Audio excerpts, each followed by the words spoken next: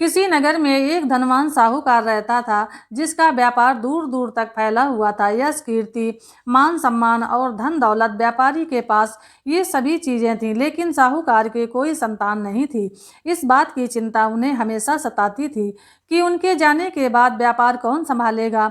पुत्र प्राप्ति के हेतु व्यापारी हर सोमवार को व्रत रखने लगा।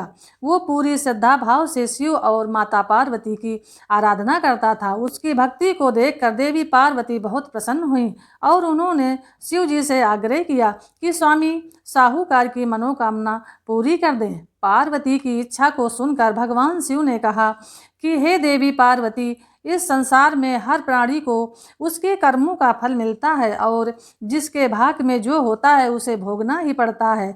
लेकिन पार्वती जी ने साहूकार की भक्ति का मान रखने के लिए उसकी मनोकामना पूर्ण करने की इच्छा जताई। इसके बाद भक्ति का मान रखते हुए महादेव ने व्यापारी को पुत्र प्राप्ति का वरदान तो दे दिया, लेकिन साथ ही ये भी कहा कि उसके पुत्र की आयु केवल 12 वर्ष ही होगी।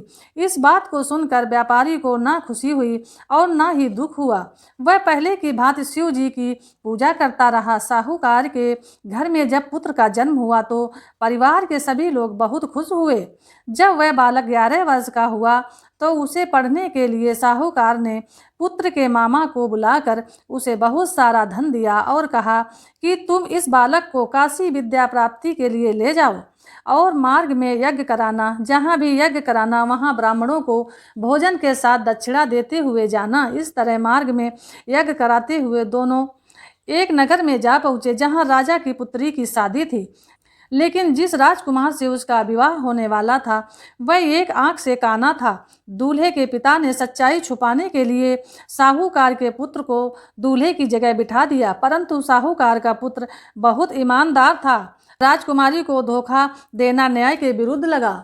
साहूकार के पुत्र को मौका मिलते ही उसने राजकुमारी की चुन्नी के पल्लू पर लिख दिया कि तुम्हारा विवाह हो तो मेरे साथ रहा है, लेकिन जिस राजकुमार के संग तुम जाओगी वह एक आंख से काना है। मैं तो काशी पढ़ने जा रहा हूँ। जब राजकुमारी ने चुन्नी पर लिखी बातें पढ़ी तो उसने ये बात अपने माता पिता को बताई। ये बात सुनकर राजा ने अपनी पुत्री को विदा नहीं किया, जिससे बारात वापस चली गई। दूसरी तरफ साहूकार का लड़का और उसका मामा काशी पहुंच गए और वहां जाकर उन्होंने यज्ञ आदि किए।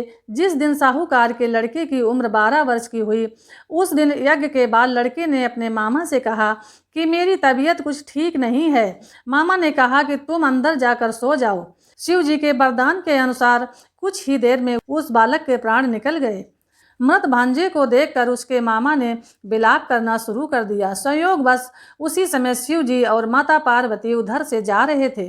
पार्वती ने भगवान से कहा, स्वामी मुझे इसके रोने का स्वर सहन नहीं हो रहा है, आप इस व्यक्ति के कष्ट को अवश्य दूर करें।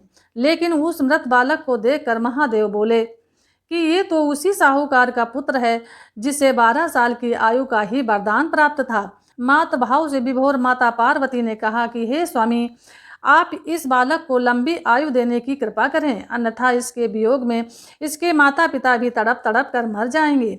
माता पार्वती के आग्रह पर भगवान शिव ने उस लड़के को जीवित होने का वरदान दिया।